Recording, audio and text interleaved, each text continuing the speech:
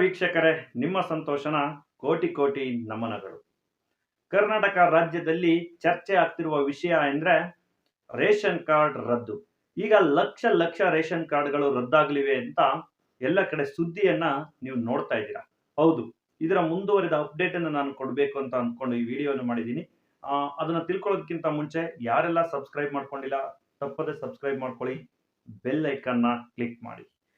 Lakh lakh ration card ರದ್ದಾಗ್ತಾ ಇರೋದು ನಿಜಾನ ಅಂದ್ರೆ ಖಂಡಿತವಾಗ್ಲೂ ನಿಜ ಸ್ನೇಹಿತರೆ.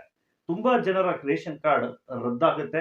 ಯಾವ ರೀತಿ ಅಂದ್ರೆ ಕೆಲವು ರೇಷನ್ ಕಾರ್ಡ್ಗಳು BPL ಕಾರ್ಡ್ಗಳಿರುವಂಥದ್ದು, APL ಆಗುವಂಥದ್ದು, ಅಂತ್ಯೋದಯ ಕಾರ್ಡ್ ಇರುವಂಥದ್ದು, BPL ಆಗುವಂಥದ್ದು, ಈ ತರ ಪರಿಷ್ಕರಣೆ ಮಾಡಿ ಅವರೇ ಕೂಡ ಚೇಂಜ್ ಮಾಡಬೇಕು ಅಂತಲೂ ಕೂಡ ಸಭೆಯಲ್ಲಿ ಚರ್ಚೆಗಳು ನಡೀತಾ ಇದೆ.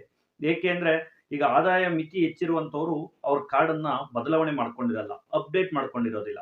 ಸೊ ಅದನ್ನ ಪರಿಷ್ಕರಣೆ ಮಾಡಿ ಆ BPL ಕಾರ್ಡ್ ಇರುವಂತವನು ಕೂಡ APL ಗೆ ಕನ್ವರ್ಟ್ ಮಾಡಬೇಕು ಅಂತ ಸರ್ಕಾರ ಚಿಂತನೆಯನ್ನ ಮಾಡಿದೆ. ಕೆಲವು ದಿನಗಳಿಂದ ಇದು ನಡೀತಾನೆ ಇದೆ. ಆದ್ರೆ ಈಗ ಇದು ಗತಿ ತೀವ್ರವಾಗಿದೆ. ಯಾಕೆಂದ್ರೆ ಈ ಸರ್ಕಾರದ ಯೋಜನೆಗಳನ್ನ ಪಡ್ಕೊಳ್ಳೋದಕ್ಕೆ ಒಂದು ಮುಖ್ಯವಾಗಿರುವಂತಹ ಒಂದು ಕಾರ್ಡ್ ಅಂದ್ರೆ ಅದು BPL ಕಾರ್ಡ್. ಈ BPL ಕಾರ್ಡ್ ಇದ್ರೆ ಸರ್ಕಾರದಿಂದ ಪಡೆಯುವ ತುಂಬಾ ಯೋಜನೆಗಳಿಗೆ ಈ ರೇಷನ್ ಕಾರ್ಡ್ ಬಹಳ ಮುಖ್ಯವಾಗಿದೆ. ಅದಕ್ಕೆ ಈ ರೇಷನ್ ಕಾರ್ಡ್ ಅನ್ನ ನಾವು ಬದಲಾವಣೆ ಮಾಡಿದ್ದಲ್ಲಿ ಸರ್ಕಾರದಿಂದ ತಗೊಳ್ಳುವಂತ ಬೇರೆ ಬೇರೆ ಯೋಜನೆಗಳನ್ನ ಯಾರಂದ್ರೆ ಅರ್ಹತೆ ಇಲ್ಲದೆ ಇರೋರು, ಅವರು ಅರ್ಹತೆ ಇಲ್ಲದೆ ಇದ್ರು ಕೂಡ ಇವತ್ತು ಕೂಡ ರೇಷನ್ ಕಾರ್ಡ್ ಇಟ್ಕೊಂಡಿದ್ದಾರೆ. ಸೊ ಅದು ಅರ್ಹತೆ ಇರುವಂತ ಫಲಾನುಭವಿಗಳಿಗೆ ಸಿಗಬೇಕು. ಅದರಿಂದ ಸರ್ಕಾರದ ಆದಾಯಕ್ಕೂ ಕೂಡ ಸಹಾಯವಾಗುತ್ತೆ ಅಂತ ಸರ್ಕಾರ ತೀರ್ಮಾನವನ್ನ ಕೈಗೊಂಡಿದೆ. ಇದ್ರ ಬಗ್ಗೆ ಸಿದ್ದರಾಮಯ್ಯನವ್ರನ್ನ ಕೇಳಿದ್ರೆ ಅವ್ರು ಹೇಳಿದ್ರು 1,20,20,000 ವಾರ್ಷಿಕ ಆದಾಯ ಮೀರಿದ್ರೆ ಅವ್ರ ಕಾರ್ಡ್ಗಳನ್ನ ರದ್ದು ಮಾಡಲಾಗುತ್ತೆ, ಇಲ್ಲ ಬದಲಾವಣೆ ಮಾಡ್ಲಿಕ್ಕಾಗುತ್ತೆ BPL ಕಾರ್ಡ್ ಇಂದ APL ಕಾರ್ಡ್ಗೆ ಅಂತ ಅವ್ರು ಮಾಹಿತಿನ ಕೊಟ್ಟರು.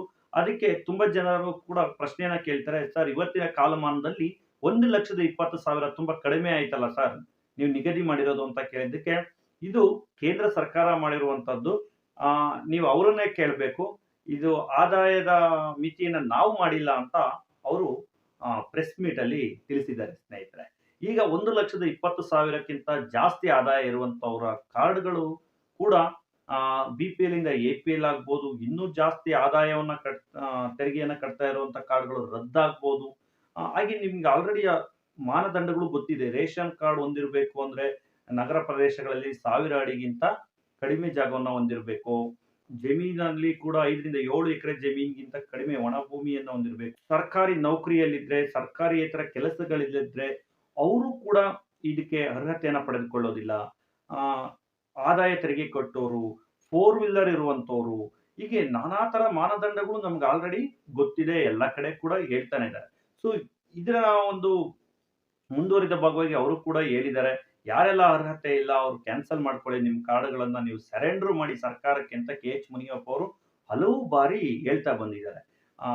ಯಾಕೆಂದ್ರೆ ಇವತ್ತು 1 ಲಕ್ಷಕ್ಕೂ ಮೀರಿದ ರೇಷನ್ ಕಾರ್ಡ್ಗಳು ಬೆಂಗಳೂರಲ್ಲೇ ಕ್ಯಾನ್ಸಲ್ ಆಗ್ತವೆ ಅಂತ ಮಾಹಿತಿ ಇದೆ. ಯಾಕೆಂದ್ರೆ ಬಹುಮಾಡಿ ಕಟ್ಟಡಗಳನ್ನ ಕಟ್ಕೊಂಡಿರ್ತಾರೆ, ಒಳ್ಳೊಳ್ಳೆ ವೆಲ್ ಸೆಟಲ್ಡ್ ಆಗಿರ್ತಾರೆ, ಅವ್ರದ್ದು ಕಾರ್ಡ್ಗಳನ್ನ ಕ್ಯಾನ್ಸಲ್ ಮಾಡಬೇಕು, ಅರ್ಹತೆ ಇರುವಂತವ್ರಿಗೆ ಸಿಗಬೇಕು. ಈಗ ಯಾರೆಲ್ಲ ಕಾರ್ಡ್ಗಳಿಗೆ ಅಪ್ಲೈ ಮಾಡಿದ್ದಾರೆ ತುಂಬಾ ಜನಕ್ಕೆ ರೇಷನ್ ಕಾರ್ಡ್ ಸಿಗ್ತಾನೆ ಇಲ್ಲ, ಅಲ್ಲೇ ವರ್ಷಗಟ್ಟಲೆ ಕಾಯ್ತಾ ಇದ್ದಾರೆ ಜನ. ಆದ್ರೆ ಯಾಕೆ ಅದನ್ನ ತಡೆ ಹಿಡಿದಿದ್ದಾರೆ ಅಂದ್ರೆ ಈಗಾಗಲೇ ಅವ್ರು ಸರ್ಕಾರದಿಂದ ಕೊಡ್ತಿರೋ ಯೋಜನೆಗಳ ಫಲಾನುಭವಿಗಳ ಸಂಖ್ಯೆ ಹೆಚ್ಚಾಗಿದೆ, ಹಣವನ್ನ ಅದಕ್ಕೆ ಒದಗಿಸಬೇಕಾಗಿದೆ. ಈಗ ಅರ್ಹತೆ ಇಲ್ದಿರೋಂಥವ್ರನ್ನ ಪತ್ತೆ ಹಚ್ಚಿ ಅವ್ರ ಕಾರ್ಡ್ಗಳನ್ನ ಕ್ಯಾನ್ಸಲ್ ಮಾಡಿದ್ರೆ ಮತ್ತೆ ಹೊಸದಾಗಿ ಈಗ ಅಪ್ಲೈ ಮಾಡುವಂತವ್ರಿಗೆ ಅರ್ಹತೆ ಇರುವಂತವ್ರಿಗೆ ನಾವು ಕೊಡಬಹುದು ಅಂತ ಸರ್ಕಾರ ತೀರ್ಮಾನವನ್ನು ಕೈಗೊಂಡಿದೆ. ಇದ್ರ ಬಗ್ಗೆ ಮೇಲೆ ಮೇಲೆ ಮೀಟಿಂಗ್ಗಳು ಕೂಡ ನಡೀತಾ ಇದೆ. ನಿನ್ನೆ ಕೂಡ KH ಮುನಿಯಪ್ಪ ಅವರು ಹೇಳಿದ್ದಾರೆ, ಇವತ್ತು ನಿಮಗೆ ಮಾಹಿತಿಯನ್ನ ಕೊಡ್ತಾರೆ ಅವರು. ನಿನ್ನೆ ಕೂಡ ಮೀಟಿಂಗ್ ಆಗಿದೆ, ಇದ್ರ ಬಗ್ಗೆ ಎಕ್ಸಾಕ್ಟ್ ಮಾಹಿತಿ ಯಾವ ರೀತಿ ಇದನ್ನ ನಾವು ಪತ್ತೆ ಹಚ್ಚಿ ಕ್ಯಾನ್ಸಲ್ ಮಾಡ್ತಾ ಇದೀವಿ, ಯಾವ ತರ ನೋಟಿಫಿಕೇಶನ್ ನ ಕಳಿಸ್ತೀವಿ, ನಿಮ್ಮ ರೇಷನ್ ಅಂಗಡಿಗಳ ಮುಂದೆನೆ ನಾವು ಒಂದು ಸ್ಟಿಕ್ಕರ್ ಹಾಕುವ ಮೂಲಕ ನೋಟಿಫಿಕೇಶನ್ ಕೊಡ್ತೀವೋ, ಇಲ್ಲ ಒಂದು ಮೆಸೇಜ್ಗಳ ಮೂಲಕ ನಿಮಗೆ ಒಂದು ನೋಟಿಫಿಕೇಶನ್ ಕಳಿಸ್ತೀವೋ ಅಂತ ಎಲ್ಲದ್ರ ಬಗ್ಗೆ ನಿಮಗೆ ಹೇಗೆ ಈ ಕಾರ್ಡ್ಗಳನ್ನ ನಾವು ಕ್ಯಾನ್ಸಲ್ ಮಾಡ್ತೇವೆ ಅನ್ನೋದ್ರ ಬಗ್ಗೆ ಎಲ್ಲ ಮಾಹಿತಿನ ಇವತ್ತು ಕೊಡ್ತಾರೆ. ಆಮೇಲೆ ಕಾರ್ಡ್ ಕ್ಯಾನ್ಸಲ್ ಆದ ತಕ್ಷಣ ನೀವೇನು ಭಯ ಪಟ್ಕೊಳ್ಳುವಂತಿಲ್ಲ. ನೀವು ಅರ್ಹರಾಗಿದ್ರೆ ಮತ್ತೆ ನೀವು ಅರ್ಜಿ ಹಾಕೋಬಹುದು.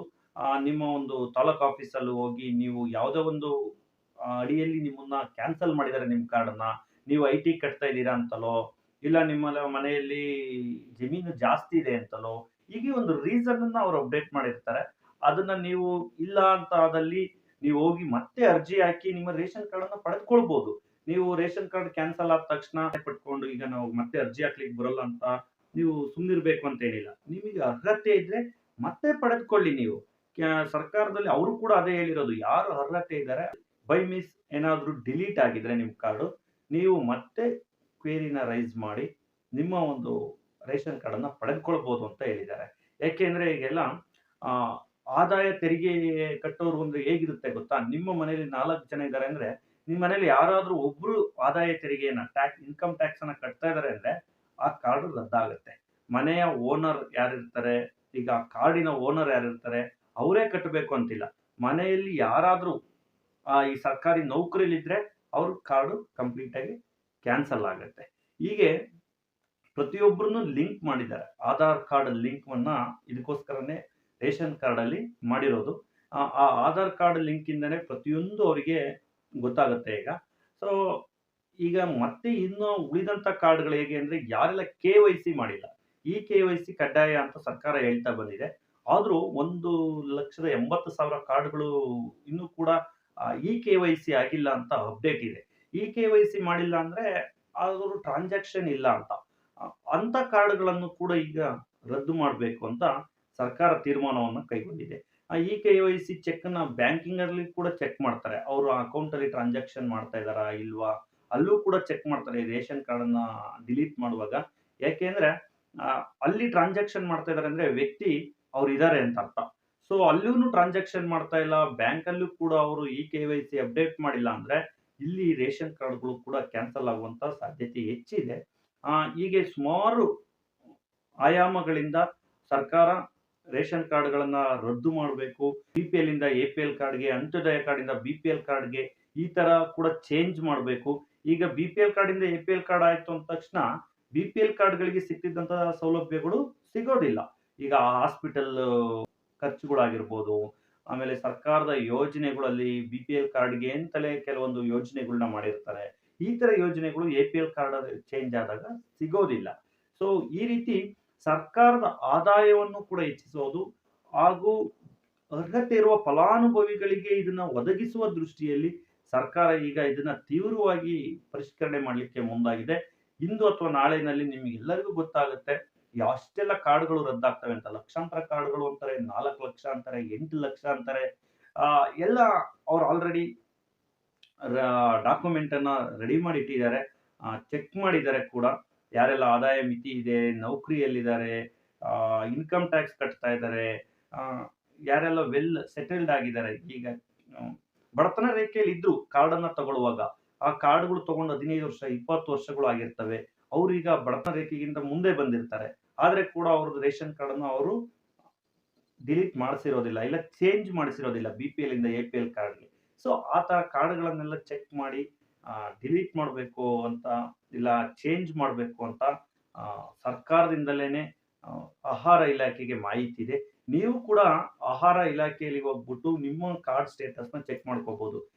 ರೇಷನ್ ಕಾರ್ಡ್ ಸ್ಟೇಟಸ್ ಅಂತ ಹೋಗಿ ನಿಮ್ಮ ರೇಷನ್ ಕಾರ್ಡ್ ಅನ್ನ ಹಾಕಿದ್ರೆ ನಿಮ್ಮ ಸದಸ್ಯರ ಸಂಖ್ಯೆಯನ್ನ ತೋರಿಸುತ್ತೆ. ನಿಮ್ಮ ಕಾರ್ಡ್ ಅಲ್ಲಿ ಎಷ್ಟು ಜನ ಇದ್ದೀರಾ ಏನು ಅನ್ನೋ ಮಾಹಿತಿ ಕೂಡ ನಿಮಗೆ ಆಹಾರ ಇಲಾಖೆಯ ರೇಷನ್ ಕಾರ್ಡ್ ಸ್ಟೇಟಸ್ ಅಲ್ಲಿ ನೀವು ನೋಡ್ಕೋಬಹುದು ಸ್ನೇಹಿತರೆ. ಈ ಸರ್ಕಾರ ಕೈಗೊಂಡಿರುವಂತಹ ಈ ಯೋಜನೆಯಲ್ಲಿ ಯಾರಿಗೆಲ್ಲ ನಿಮ್ಮ ಕಾರ್ಡ್ ರದ್ದಾಗುತ್ತೆ ನೀವು ಕೂಡ ಸ್ಟೇಟಸ್‌ನ ಚೆಕ್ ಮಾಡ್ಕೊಳ್ಳಿ. ಚೆಕ್ ಮಾಡ್ಕೊಂಡು ನೀವು ಅರ್ಹತೆ ಇದ್ರೆ ಮತ್ತೊಮ್ಮೆ ನೀವು ಅರ್ಜಿಯನ್ನ ಹಾಕೊಂಡು ರೇಷನ್ ಕಾರ್ಡ್ ಅನ್ನು ತೆಗೆದುಕೊಳ್ಳಿ. ಯಾಕೆಂದ್ರೆ ಎಲ್ಲರ ರೇಷನ್ ಕಾರ್ಡ್ ಅನ್ನು ರದ್ದು ಮಾಡ್ತೀವಿ ಅಂತ ಅವ್ರು ಎಲ್ಲಿಯೂ ಕೂಡ ಹೇಳಿಲ್ಲ. ಅನರ್ಹ ರೇಷನ್ ಕಾರ್ಡ್‌ಗಳನ್ನ ರದ್ದು ಮಾಡ್ತೀವಿ ಅಂತ ಹೇಳಿದ್ದಾರೆ. ಎಲ್ಲರೂ ಭಯ ಪಟ್ಕೊಳ್ಳುವಂತ ಅವಶ್ಯಕತೆ ಕೂಡ ಇರೋದಿಲ್ಲ ಅಂತ ಹೇಳಕ್ಕೆ ಈ ವಿಡಿಯೋವನ್ನ ಮಾಡಿದ್ದೇನೆ. ಈ ವಿಡಿಯೋ ನಿಮ್ಗೆ ಇಷ್ಟವಾದಲ್ಲಿ ಹೆಚ್ಚೆಚ್ಚು ಜನಕ್ಕೆ ಶೇರ್ ಮಾಡಿ ಅಂತ ಹೇಳ್ತಾ ಈ ವಿಡಿಯೋವನ್ನ ಮುಗಿಸ್ತಾ ಇದ್ದೀನಿ. ಬಾಯ್ ಬಾಯ್.